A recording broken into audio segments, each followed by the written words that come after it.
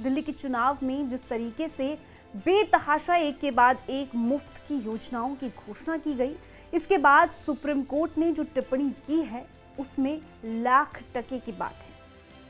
Supreme court ने साफ कहा है कि चुनाव के वक्त फ्रीबीज का ऐलान गलत है और ये लोगों को मुफ्त खोर बना रहा है।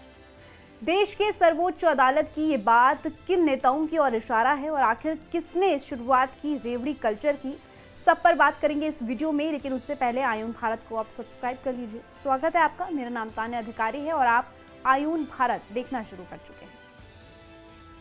शुरुआत एक सवाल से करते हैं। क्या आपको पता है कि देश में मुफ्त की रेवड़ियों या फिर फ्रीबीज पर सरकारें कितना पैसा खर्च करती हैं? जानकर आप सन्न रह जाएंगे। अंदाजा लगाएं तो केंद्र और राज्य सरकारें मिलकर करीब 10 ट्रिलियन से भी ज्यादा रुपए मुफ्त में बांट देती हैं। अब सुप्रीम कोर्ट ने एक बार फिर से इस पर गंभीर चिंता जताई है। सुप्रीम कोर्ट ने सख्त लहजे में कहा है कि चुनाव जीतने के लिए मुफ्त की रेवड़ियां बांटने की प्रथा लोगों को बेकार बना रही है। दुर्भाग्य की बात है कि फ्री में मिलने वाली चीजों के कारण लोग काम करने से बचने लगे हैं। उन्हें फ्री में राशन मिल रहा है, बिना कुछ काम किए पैसा मिल रहा है, तो फिर वो काम क्यों करना चाहेंगे? ऐसी पार्टियां जो कि इस चलन को आगे बढ़ा रही हैं, उनसे सुप्रीम कोर्ट ने सवाल करते हुए कहा कि क्या ऐसी योजनाओं से हम मुफ्तखोरों का एक वर्ग नहीं बना रहे हैं? कोर्ट ने आगे ये भी कहा कि इससे बेहतर होता कि उन्हें मेन स्ट्रीम का हिस्सा बनाया जाता और देश के विकास में योगदान देने का मौका दिया जाता। दरअसल ये टिप्पणी जस्टिस BR गवई और जस्टिस ऑगस्टिन जॉर्ज मसीन की पीठ ने बेघर लोगों के आश्रय के अधिकार से जुड़ी एक याचिका पर सुनवाई के दौरान कहा। लेकिन ये टिप्पणी कितनी अहम है, ये हम आपको कुछ आंकड़ों से समझाते हैं। आप भी कोई ना कोई किसी न किसी सरकारी की ऐसी योजनाओं का लाभ लेते होंगे, लेकिन क्या आपको जानकर हैरानी होगी कि ऐसी मुफ्त की योजनाओं से सरकार पर कितना बोझ पड़ता है। मुफ्त राशन पर तकरीबन 2 लाख करोड़ रुपए खर्च होता है। PM किसान योजना के लिए 75,000 करोड़ रुपए दिए जाते हैं। मुफ्त बिजली पानी पर देश भर में 1 लाख करोड़ से ज्यादा खर्च होता है। मुफ्त बसों की सवारी के नाम पर सरकारें 20,000 करोड़ से ज्यादा लुटा रही हैं।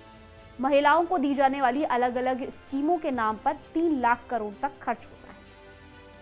इन कुछ योजनाओं पर आने वाले खर्च से ही आप समझ सकते हैं कि ये मुफ्त की योजना कितनी महंगी है। लेकिन इसके बाद भी सरकारें ऐसी योजनाएं लाती हैं, खास करके चुनाव से पहले लोगों को लुभाने के लिए। इसका उदाहरण आप हाल ही में हुई दिल्ली के विधानसभा चुनावों में देख सकते हैं, जिसमें आम आदमी पार्टी, BJP और कांग्रेस ने सत्ता में आने के लिए बेतहाशा स्कीम का ऐलान किया। इसमें बिजली पानी बिल माफ, महिलाओं को 2100-2500 हजार रुपए देना महीना, छात्रों महिलाओं के लिए मुफ्त बस की यात्रा, तमाम वर्गों को पेंशन के नाम पर हजारों रुपए देने का वादा किया जाता था। ऐसे ही घोषणाएं मध्य प्रदेश, हरियाणा, कर्नाटक, महाराष्ट्र चुनावों के वक्त भी किए गए थे। महाराष्ट्र में चलने वाली लाडली योजना को लेकर तो सरकार अब उपाय ढूंढ रही है कि किस तरह से इसकी लागत को कम किया जाए। एक नाम आपने काफी सुना होगा, फ्रीबीज। ये नाम दिल्ली की राजनीति में अक्सर सुना जाता है, जहां आम आदमी पार्टी को इसके लिए विपक्ष की सरकारें घेरती रहती है।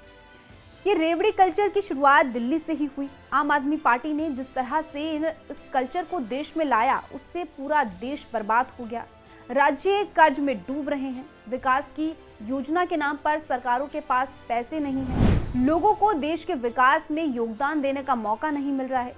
लेकिन क्या इससे बेहतर ये नहीं होता कि सरकारें ऐसी योजनाएं लाएं जिससे कि हमारे देश के युवाओं को काम करने का मौका मिले, बेरोजगारों की संख्या देश में कम हो, महिलाओं को घर बैठे काम करने का मौका मिले, देश के युवा विकास में अपना योगदान दें।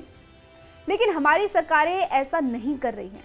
आज जरूरत है रेवड़ी कल्चर को खत्म करने की, जो कि देश को अंदर से खोखला कर रहा है। और सुप्रीम कोर्ट की इस टिप्पणी पर केजरीवाल जैसे नेताओं को गौर करना चाहिए और इसे अमल में भी लाना चाहिए। इस खास रिपोर्ट में इतना ही। बाकी आप देश और दुनिया की ऐसी खबरों के लिए आप देखते रहिए आयुन।